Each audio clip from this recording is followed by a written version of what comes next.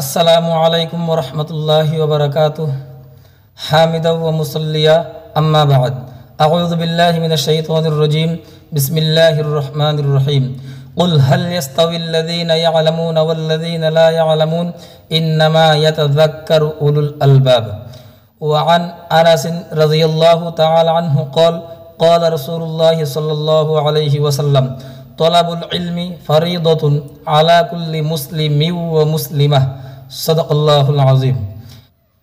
প্রিয় শ্ৰোতা মণ্ডলী, আজি মই আপোনালোকৰ লগত কথা পাতিবলৈ আশা কৰিছোঁ ইলমে দিনৰ বিষয়ে। প্ৰিয় শ্ৰোতা মণ্ডলী, হাদিস শৰীফত আহিছে দিনৰ ইলম শিক্ষা কৰা ফৰজ।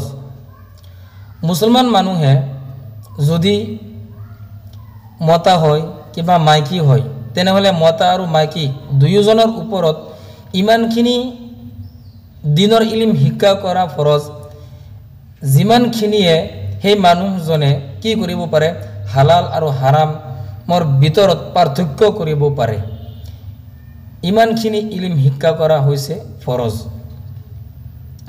আৰু আল্লাহ তাবাৰক ওয়া তাআলা কোৰআন শৰীফৰ মাজত কৈ দিছে শিক্ষা কৰা আৰু শিক্ষা ছাৰা দুয়োজন সমান হ'ব নোৱাৰে। আৰু আল্লাহ তাবাৰক ওয়া তাআলাৰ নসিহত ওই ব্যক্তিয়ে কবুল কৰে যাৰ ভিতৰত আকল আছে, আৰু যদি আকল নাথাকে তেনেহ'লে কোনো মানুহে আল্লাহ তাবাৰক ওয়া তাআলাৰ নসিহত কবুল নকৰিব। প্ৰিয় শ্ৰোতা মণ্ডলী,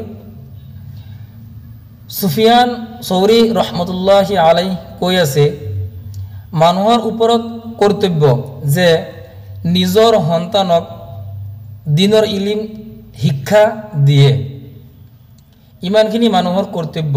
আৰু আল্লাহ তাবাৰক ওয়া তাআলা কিয়ামতৰ দিন মানুহক সুধিব ইলমে দিন শিকিছে নে নাই।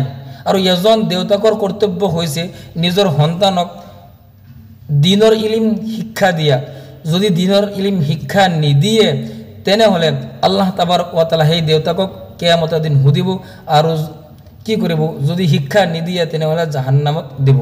প্ৰিয় শ্ৰোতা মণ্ডলী, যদি আমি দিনৰ ইলম আমাৰ সন্তানক নিশিকাওঁ তেনেহ'লে আমাৰ সন্তানে কি কৰিব, এই পৃথিৱীৰ বুকুত বেয়া বেয়া কাম কৰিব। যদি আমি দিনৰ ইলম শিক্ষা দিওঁ তেনেহ'লে যিমান বেয়া বেয়া কাম আছে গোটেই বেয়া কামবিলাক এৰি দিব। সেইকাৰণে আমাৰ কৰণীয় যে আমি দিনৰ ইলম শিক্ষা দিম আৰু দুনিয়াৰ ইলম শিক্ষা দিম। দুয়োটাই ইলম যদি আমি শিক্ষা দিব পাৰোঁ তেনেহ'লে এই পৃথিৱীৰ বুকুত কেতিয়াও বেয়া কাম নহ'ব। ধন্যবাদ।